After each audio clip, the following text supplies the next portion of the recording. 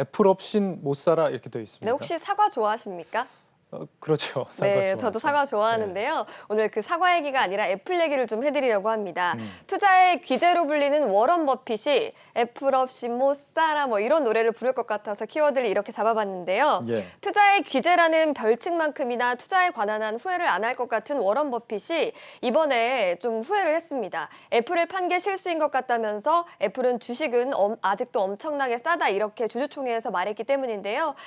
버핏이 회장으로 있는 버크셔 해서웨이는 지난해 4분기에 보유하던 애플 주식 가운데 3.7%를 매각한 바 있습니다. 오늘도 실망시키지 않고 이 노래로 네. 출발을 했는데 애플의 미래를 상당히 좀 전도유망하게 보는 그런 발언으로 풀이가 되는데요. 네, 이런 발언에서 보면 전도유망하다고 느껴지는 부분들이 있었는데요. 워런 버핏은 애플 제품은 사람들에게 없어서는 안 될 필수품이다 이렇게 말을 한 것이 좀 힌트가 될 것으로 보입니다. 네. 아이폰 갖고 계신 분들 굉장히 많잖아요. 최근에 출시된 아이폰 12의 매출이 전년보다 65.5%나 급등하면서 업계 추정치를 웃돌았고요. 특히나 아이폰 시리즈 가운데 가장 비싼 프로 모델이 잘 팔리면서 수익성이 크게 개선이 됐습니다. 그러면서 애플의 1월에서 3월간 실적도 크게 개선이 됐는데요. 이 표에서 보시는 것처럼 지난해에 비해서 영업이익은 114%나 증가했고 매출액은 53.6%나 급등하는 모습을 보였습니다. 애플은 이렇게 실적도 좋은데 상당히 좀 주주 친화적인 정책으로 유명하잖아요. 네, 맞습니다. 애플은 현금을 회사에 쌓아두지 않는다 이런 정책으로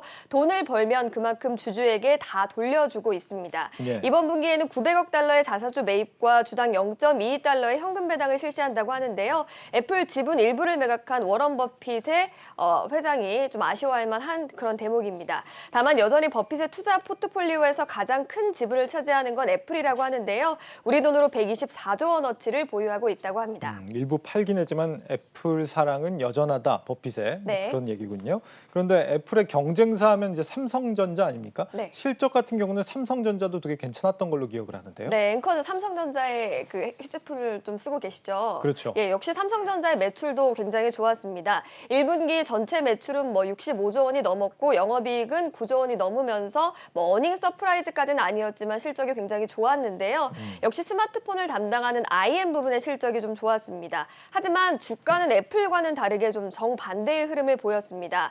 애플의 주가는 올 들어서 1.6%가 올랐지만 삼성전자는 1.8% 하락하는 모습을 보이고 있습니다. 버핏이 왜 삼성전자가 아니고 애플만을 고집하는 건지 알 수 있는 대목이 여기 있지 않나 싶은데 같은 호실적에도 삼성전자 주가는 왜 하락하는 모습을 보인 겁니까? 네, 일단 뭐 삼성전자의 IM 부분 영업이익률이 높아지기는 했습니다만 애플과는 다르게 가성비 스마트폰이 많이 팔리면서 수익성을 크게 개선하지는 못했던 것으로 좀 풀이가 됩니다. 네. 또 최근에 비메모리 공급 부족에 의한 생산 차질이 실적에 부정적인 영향을 줄 수 있다라는 부담감이 주가 상승을 좀 제한을 했는데요.